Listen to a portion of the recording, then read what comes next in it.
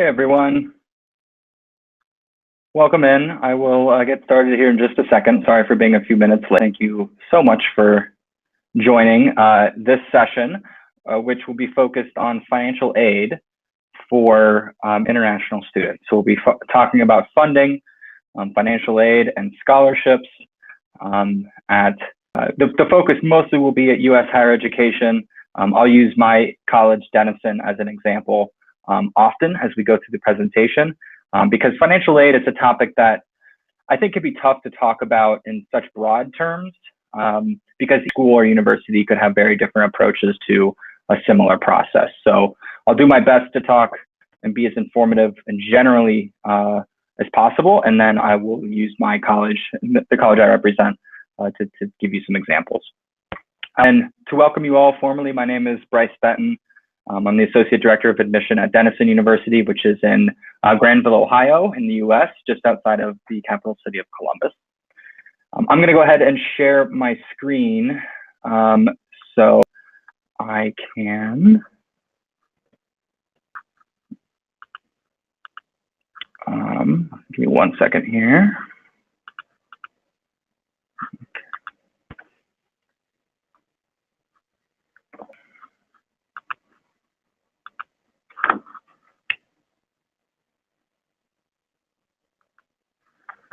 Sorry guys, give me 1 second. I'm just having to get some permission to share here.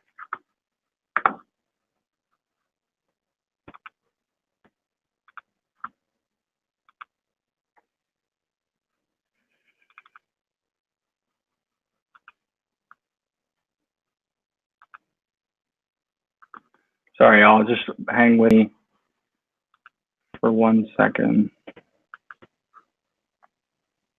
Okay. All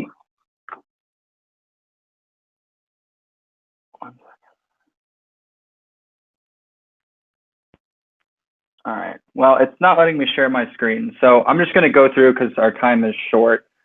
There's something wrong with my permissions on my computer, and it's telling me I have to like close down my browser and everything to be able to share.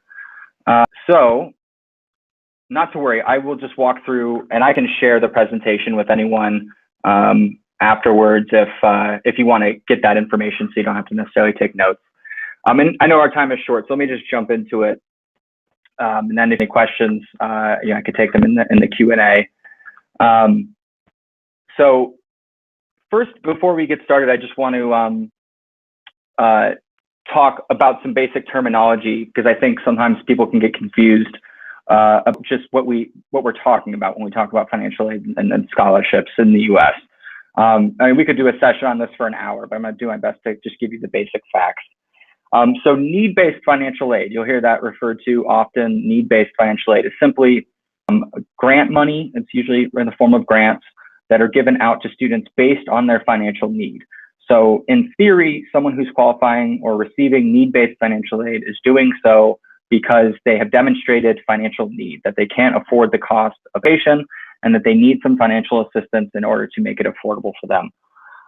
Merit scholarships you'll hear referred to separately from need-based aid, because merit scholarships are more often awarded based on merit, right? The quality of someone's application or skill, or something that someone has, and the college wants to reward or incentivize that student to enroll through offering scholarships.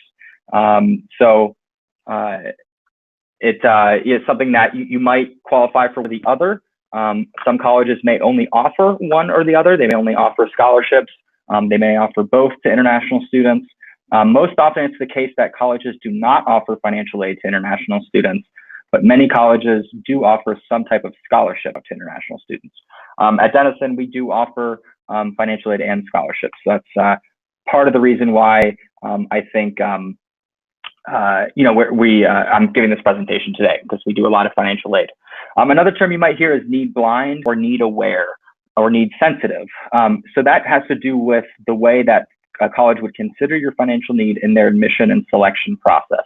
Need aware means the college does consider your ability to contribute financially in their admission decision. Need blind means they don't consider your need at all in their review and selection process. Need sensitive is basically another term for need aware. So if you hear that used, it's same thing as need aware. I will say these terms aren't shortcuts to understanding. Just because college is need aware doesn't mean they don't offer significant financial aid. In fact, most need aware colleges do offer significant aid, and that's why they are need aware, because they can't offer full financial aid to everyone they admit.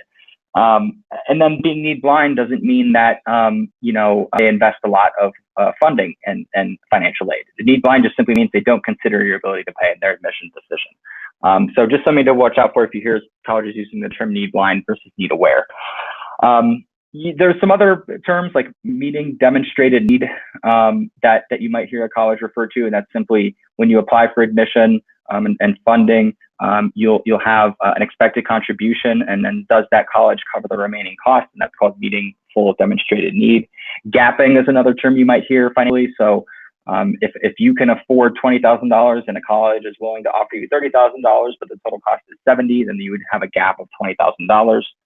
And then some colleges that are need aware and meet full demonstrated need aren't always able to meet a student's need. So they may, not be able to admit someone simply because they can't meet their financial need. So that can be a possibility as well. So I at least wanted to, give you that, the basic terminology. So colleges will have different models, and I see the questions coming in, guys. Thank you for asking. I will definitely get to those here in a second. There are a few different aid models used by colleges that you'll see.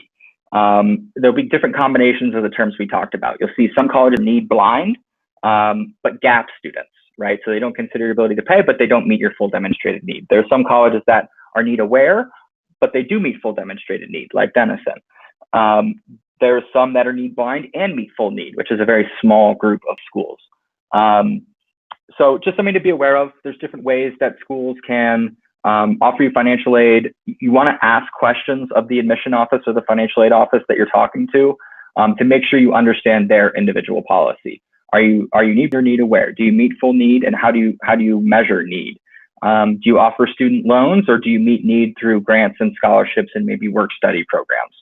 And then also what's included in the cost and what's included in your financial aid and scholarship packages.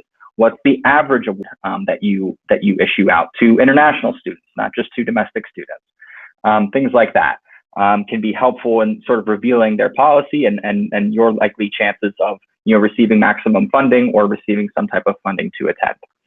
It's worth noting that although a lot of colleges in the U.S.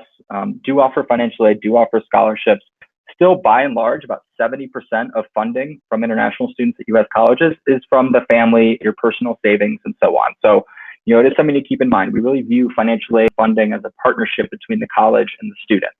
Everyone, I think, would want to be able to receive a full cost of attendance award, but the reality is that only a small portion of students are actually able to. So I think in terms of thinking about financial aid, if you're looking at U.S. colleges, you have to keep that in mind, that it's really hard and oftentimes very selective to receive a full cost of attendance award.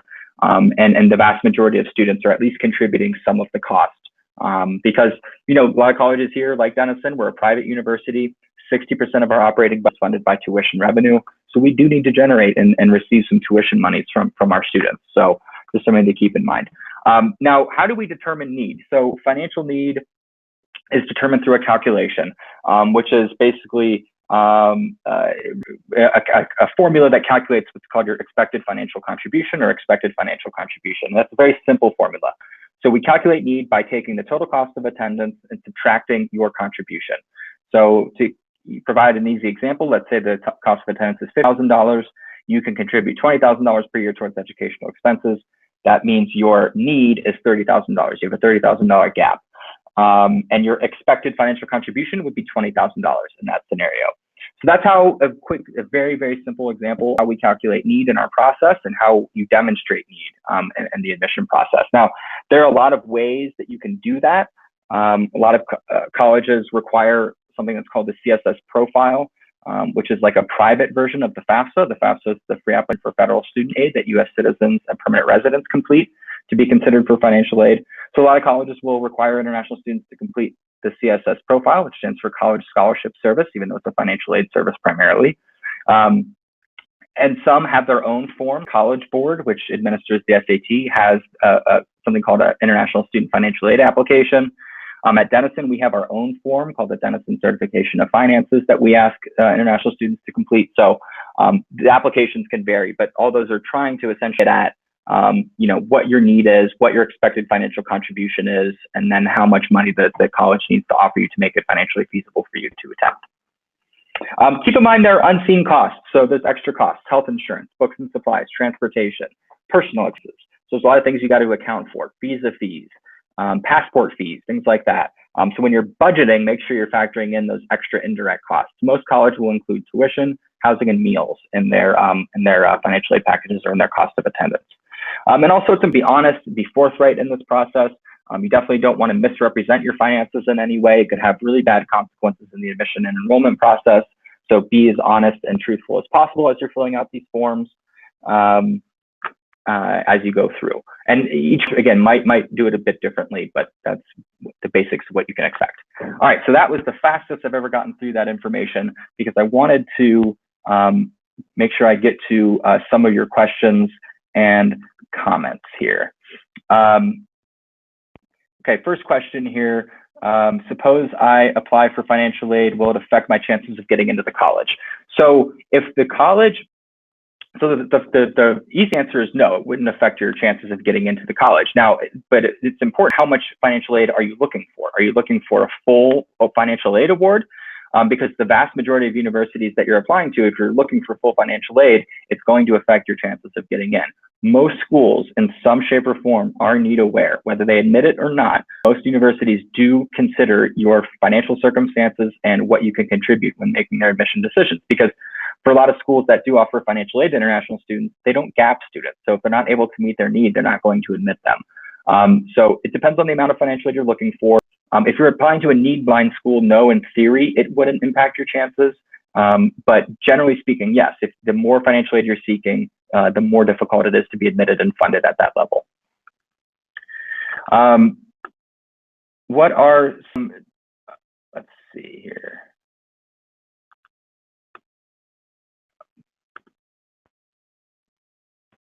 Would you say research universities are more generous or LACs? Also, if students can't pay for a CSS, can they file the FAFSA? So to answer the first question, I would say liberal arts colleges are probably more generous with financial aid than public research universities for international students. So I would say that right off the bat. But it's not universal. Some public research universities do offer scholarships or aid, but the vast majority would be private. Liberal arts colleges are probably offering more financial aid and scholarships than our public large research university peers. If students can't pay for a CSS profile, can they fill in the FAFSA or the ISFAA? And that depends on the school. Some universities may offer you a CSS profile waiver. Some may allow you to fill out the ISFAA instead of the profile. At Denison, we don't even require the ISFAA. So we would have our own form, right? So it just varies by the school you are applying to.